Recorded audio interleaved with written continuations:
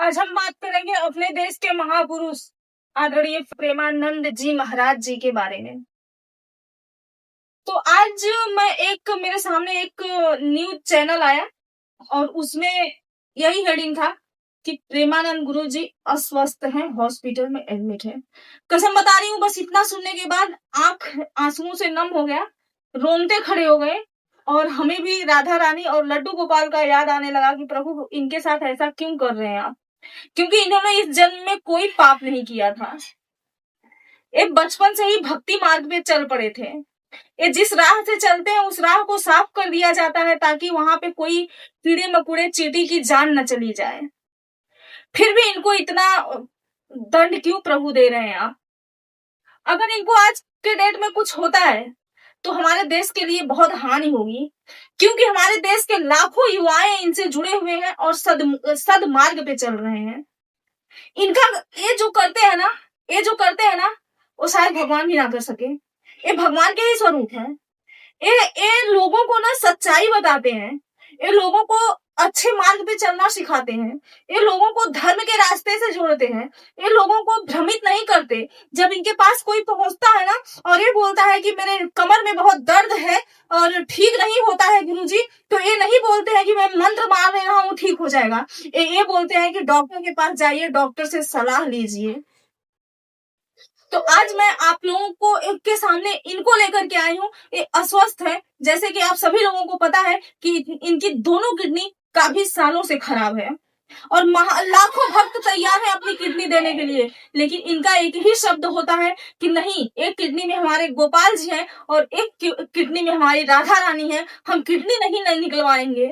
बहुत लोगों ने ये भी बोला कि आप क्यों नहीं बोलते राधा रानी से कि आपको स्वस्थ कर दें। इन्होंने बड़े कड़े शब्द में जवाब दिया है कि बिल्कुल नहीं। क्यों बोलूं, क्यों मैं बोलूं? उनका दिया हुआ आत्मा है, उनका दिया हुआ शरीर है, जब वो चाहे तब इस शरीर को ध्वस्त कर दे। हमें नहीं बोलना है कि हमें स्वस्थ कर दीजिए, जितना दिन उनका मर्जी होगा हमें धरती पे रखेंगे। ये तो रही इनका विचार, ये तो रहा इनका राय, लेकिन हम जैसे लोगों का ये राय है कि अगर आज के डेट में इनको कुछ होता है तो बहुत बड़ा नुकसान होगा हमारे युवाओं के लिए, हमारे देश के लिए, क्योंकि ये भगवान के स्वरूप हैं, ये भक्त हैं, ये निर्छल भक्त हैं, ये सदमार्ग पे चलना सिखाते हैं। आप सभी लोगों से विनम्र निवेदन है कि आप सभी लोग जितने इनको चाहने वाले हैं, आप सभी लोग प्रार्थना करिए भगवान से कि ये जल्दी से स्वस्थ होकर के आए और अपने गद्दी पर बैठे और हम लोगों को चार शब्द अपना सुनाए जैसे सुनाया करते थे। आज लाखों लोग इनके लिए रो रहे हैं, क्योंकि ये रोने का बात ही है। ये माता भी है, ये पिता भी है, ये गुरु भी है। इनको भगवान के स्वरूप में भी देखा जाता है, इनके अंदर भगवान का भी दर्शन होता है। कभी आप लोग को फुर्सत मिले तो इनको बड़े गौर से देखिएगा, अगर भगवान ना नजर आए तो जो बोलिएगा वो। मैं बहुत बार इनको देखी हूँ, मैं हर रोज इन्हीं को याद करके मैं इनके ही सदमार्ग चलती हूँ, इनका बहुत सारी कुछ चीजें वो करती हूँ। लेकिन हाँ, यहाँ पे एक बात और बता दूं कि ये कलयुग है, मानव के ही तन में दानव भी रहता है, भगवान भी रहते हैं, तो समय समय से उग्र स्वभाव आ ही जाता है। शब्दों द्वारा, कर्मों द्वारा कुछ न कुछ ठेस किसी न किसी को पहुंच ही जाता है। लेकिन एक इनका ही कहना होता है कि अगर कोई आपको गाली भी दी तो आप चुप हो जाइए, तो वो खुद हार जाएगा।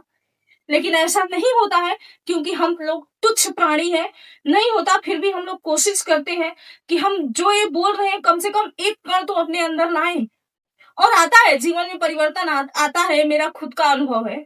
हमें जो पता चला है कि इनका 5 दिन पर 2 बार डायलिसिस होता था, वो अब रोजाना होगा, शायद एक दिन में 2 बार होगा। कितना कष्टदायक है, कितना ही भयावह है, क्योंकि मैं बहुत अच्छे से समझ सकती हूँ। इससे पीड़ित मेरे फूफा जी थे, जिनके पास, बुआ फूफा के पास मैं बचपन से रही थी, तो मुझे इनका दर्द मैं महसूस कर सकती हूँ, एहसास कर सकती हूँ कि कितने पीड़ा से गुजर रहे हैं। यहाँ पे मेरा संदेश लास्ट में यही जाएगा कि अगर ये बचपन से भक्ति में जुड़े हैं, भक्ति मार्ग में चले हैं, सत्यता से चले हैं, तब इनके साथ ऐसा भगवान कर रहे हैं, जबकि ये बोलते हैं कि मेरा इस जन्म का नहीं है, पूर्व जन्म का है।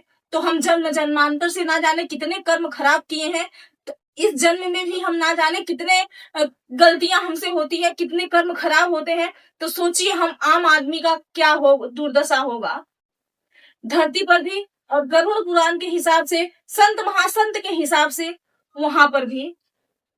तो हमें लगता है कि कर्म सुधारने की हमें जरूरत है, लेकिन जो सोशल मीडिया आ चुका है, जो इसमें गंदगी अश्लीलता आ चुकी है, इसके हिसाब से सब लोग मार्ग से भटक रहे हैं। फिर भी इस समय में भी इनसे करोड़ों लोग जुड़े हुए हैं, लाखों नहीं करोड़ों, और युवा लोग जुड़े हुए हैं। बूढ़े तो हर वर्ग के हैं, बच्चे हैं, नौजवान हैं, बूढ़े हैं, जो तीसरे चौथे उसमें चल रहे हैं वो भी हैं। चौथे श्रेणी का मतलब एकदम से जो बुजुर्ग हो गए, अब चले जाएंगे या तब चले जाएंगे, शरीर को त्याग देंगे, ऐसे लोग भी हैं। स्त्रियां हैं, माताएं हैं, बेटियां हैं, बहनें हैं, भाई बेटे सब लोग इनसे जुड़े हुए हैं। पूरा देश इनसे जुड़ा हुआ है। पूरा देश इस समय इनको लेकर के बहुत दुखी है। तो आप सभी लोग प्रार्थना करिए कि हमारे जो भगवान स्वरूप की हमारे आदरणीय प्रेमानंद गुरु जी महाराज हैं, ये बहुत जल्दी स्वस्थ होकर के फिर से हम देशवासियों के बीच में आए और हमें अपने मुख द्वारा फिर से अपना प्रवचन सुनाए, फिर से हमें ज्ञान बांटे। और इनका ज्ञान बहुत जरूरी है। कलयुग के समय में इनके जैसे लोगों की बहुत जरूरी है, इनके जैसे महान आत्माओं की हमें बहुत जरूरत है। अगर ये नहीं रहेंगे, इनके जैसे महात्मा लोग नहीं रहेंगे, तो हमारा देश कहाँ जाएगा, हमारा युवा कहाँ जाएगा, हम लोग अंदाजा भी नहीं लगा सकते हैं। तो बस इसी संदेश के साथ मैं अपने वाणी को विराम देती हूँ। बहुत बहुत धन्यवाद। आप सभी लोगों से प्रार्थना है कि आप लोग इनके लिए प्रे करिए, राधा रानी और लड्डू गोपाल से और 33 कोटि देवता से, कि ये स्वस्थ होके बहुत जल्दी आ जाए हम लोग के बीच में। बहुत बहुत धन्यवाद।